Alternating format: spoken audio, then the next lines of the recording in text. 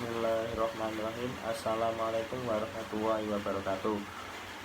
Pertama-tama mari kita panjatkan puja dan puji syukur kita kehadirat Allah Subhanahu wa taala karena atas berkat rahmat, taufik dan hidayahnya kita dapat melaksanakan kegiatan pada hari ini. Salawat serta salam tidak lupa kita panjatkan kepada Nabi akhir zaman, Nabi Agung, Nabi Muhammad SAW yang senantiasa kita harapkan syafaatnya pada hari akhir nanti. Amin amin ya robbal alamin. Nabi Muhammad SAW adalah Nabi akhir zaman, Nabi yang sangat mulia dan banyak sekali mukjizat dan firman-Nya sampai kita sulit untuk menghitungnya. Mukjizat yang paling agung yaitu menerima wahyu berupa kalamullah, yaitu Al-Quranul Karim. Namun ada mukjizat yang paling agung setelah kalamullah, yaitu adalah peristiwa Isra Mi'raj yang terjadi pada tanggal 27 Rajab yang berkenaan pada 19 bulan sebelum Nabi hijrah ke Madinah.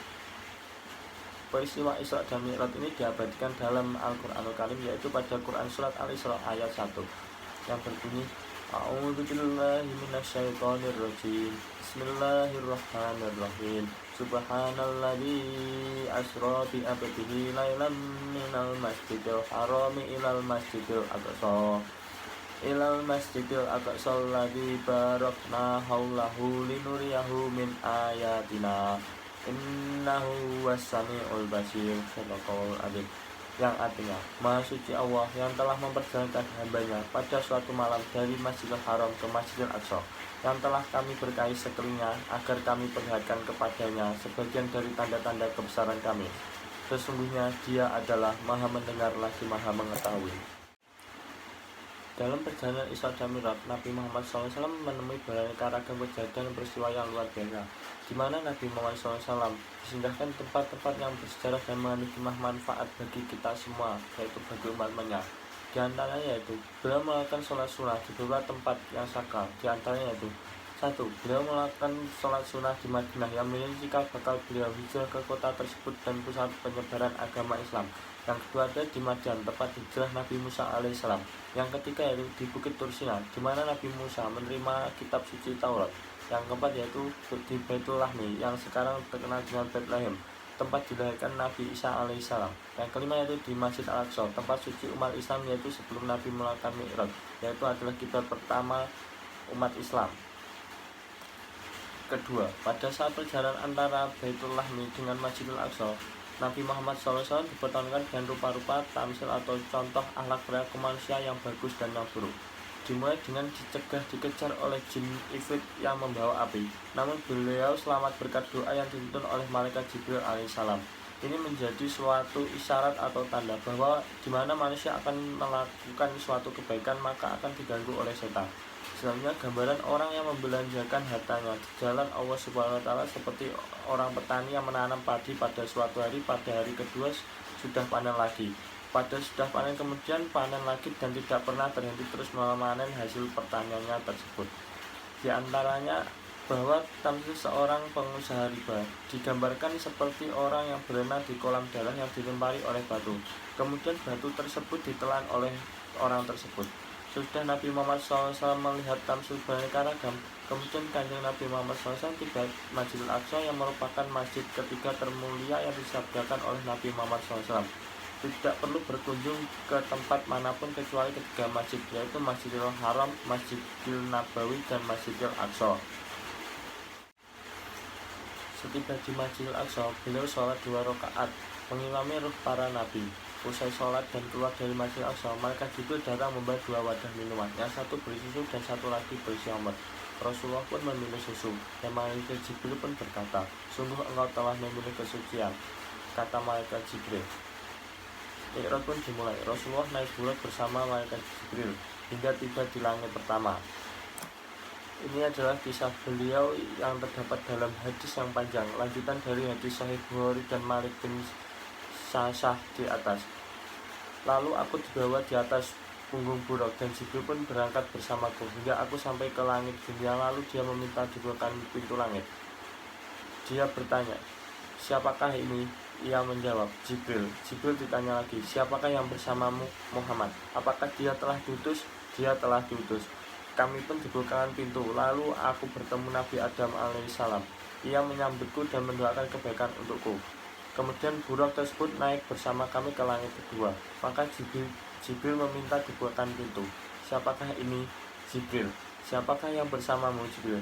Muhammad. Apakah dia telah diutus kepadanya? Dia telah diutus kepadanya. Kami pun dibukakan pintu. Lalu aku bertemu dengan dua orang sepupuku, yaitu Isa bin Maryam dan Yahya bin Zakaria alaihissalam. Maka keduanya menyambutku dan mendoakan kebaikan untukku. Kemudian buruk tersebut naik bersama kami ke langit ketiga. Maka Jibril minta dibukakan pintu. Siapakah ini? Jibril. Siapakah yang bersamamu? Muhammad. Apakah dia telah diutus kepadanya? Dia telah diutus kepadanya. Kami pun dibukakan pintu. Lalu aku bertemu Nabi Yusuf yang telah dianugerahi setengah dari ketampanan manusia sejagat. Maka Yusuf menyambutku dan mendoakan kebaikan untukku. Kemudian buruk tersebut naik lagi ke langit yang keempat. Maka Jibril minta dibukakan pintu. Siapakah ini? Jibril. Siapa yang bersamamu? Muhammad. Apakah dia telah diutus kepadanya? Dia telah diutus kepadanya. Kami pun dibukakan pintu. Lalu aku bertemu Nabi Idris alaihissalam. Ia menyambutku dan mendoakan kebaikan untukku. Allah telah berfirman untuknya, dan kami telah mengangkatnya ke tempat yang tinggi. Kemudian buruk tersebut naik bersama kami ke langit yang kelima. Maka Jibril minta dibukakan pintu. Siapakah ini? Jibril. Siapa yang bersamamu? Muhammad. Apakah dia telah diutus kepadanya? Dia telah diutus kepadanya. Kami pun dibukakan pintu. Lalu aku bertemu Nabi Harun. Dia menyambutku dan mendoakan kebaikan untukku. Kemudian burung tersebut naik bersama kami ke langit yang keenam. Maka Jibril minta dibukakan pintu. Siapakah ini? Jibril. Siapa yang bersamamu? Muhammad. Apakah dia telah diutus kepadanya? Dia telah diutus kepadanya. Kami pun dibukakan pintu. Lalu aku bertemu Nabi Musa. Lalu dia menyambutku dan mendoakan kebaikan untukku. Kemudian buruk naik bersama kami ke langit yang terakhir, yaitu langit yang ketujuh. Maka Jibril minta dibukakan pintu. Siapakah ini? Jibril. Siapa yang bersamamu? Muhammad. Apakah dia telah diutus kepadanya? Dia telah diutus kepadanya. Kami pun dibukakan pintu. Lalu aku bertemu dengan Nabi Ibrahim alaihissalam yang sedang menyandarkan punggungnya di Baitul Ma'mur, di mana tempat itu setiap harinya dimasuki oleh 70.000 malaikat, dan mereka tidak kembali lagi sesudahnya. Kemudian burung tersebut pergi bersamaku ke Sidratul Muntaha, yang lebar daun-daunnya seperti telinga gajah dan besar buah-buahannya seperti tempayan besar. Tatkala perintah Allah memenuhi Sidratul Muntaha, Sidratul Muntaha berubah dan tidak ada seorang pun dari makhluk Allah yang bisa menjelaskan sifat-sifat Sidratul Muntaha karena keindahannya. Maka Allah memberiku wahyu yang diwajibkan kepadaku sholat 50 kali dalam sehari semalam. Kemudian aku turun dan bertemu Musa. Lalu ia bertanya, apa yang diwajibkan kepada Robmu kepada umatmu? Aku menjawab, sholat 50 kali. Musa pun berkata, kembalilah kepada Robmu, mintalah keringanan, karena sesungguhnya umatmu tidak akan mampu melakukan hal itu. Sesungguhnya aku telah menguji Bani Israel, dan aku telah mengetahui bagaimana kenyataannya mereka. Aku akan kembali kepada Robku. Lalu aku mohon, ya Rob, berilah keringanan kepada umatku. Aku diberi keringanan 5 sholat. Lalu aku kembali kepada Musa alaihissalam. Aku berkata kepadanya, Allah telah memberi keringanan 5 kali. Musa mengatakan, sesungguhnya umatmu tidak akan mampu melakukan hal itu. Maka kembalilah kepada Robmu dan minta keringanan. Aku terus bolak-balik antara Robku dengan Musa, hingga Robku berfirman, wahai Muhammad, sesungguhnya kewajiban sholat itu 5 kali dalam sehari semalam. Setiap sholat mendapat pahala 10 kali lipat, maka 5 kali sholat sama dengan 50 kali sholat. Barang siapa berniat melakukan suatu kebaikan yang dia tidak melaksanakannya, maka catat untuk 1 kebaikan, dan jika ia melaksanakannya, maka catat untuk 10 kebaikan. Barang siapa berniat melakukan 1 kejelekan namun dia tidak melaksanakannya, maka kejelekan tersebut tidak dicatat sama sekali, dan jika ia melakukannya, maka dicatat sebagai 1 kejelekan. Kemudian aku turun hingga bertemu Musa. Lalu aku beritahukan kepadanya. Maka ia mengatakan, kembalilah kepada Robmu dan mintalah keringanan lagi. Aku menjawab, aku telah berulang kali kembali kepada Robku, hingga aku merasa malu kepadanya. Setelah Nabi Muhammad kembali turun ke bumi, maka perintah sholat 5 waktu dalam sehari menjadi kewajiban bagi setiap muslim untuk dilaksanakannya. Dari sekian panjang cerita tentang Isra dan Mi'raj tersebut, kita dapat mengambil hikmah.